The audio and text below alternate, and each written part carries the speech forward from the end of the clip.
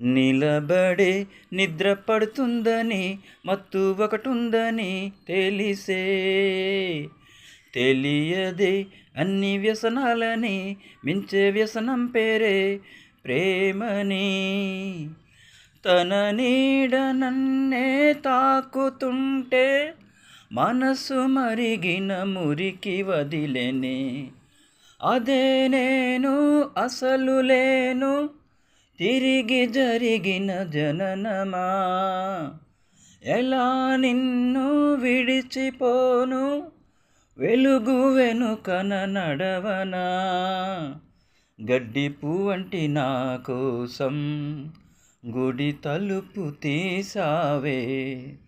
ఒక మలుపు తీసి విధిని రాసి దారేదో చూపించావే చెరపమాకే.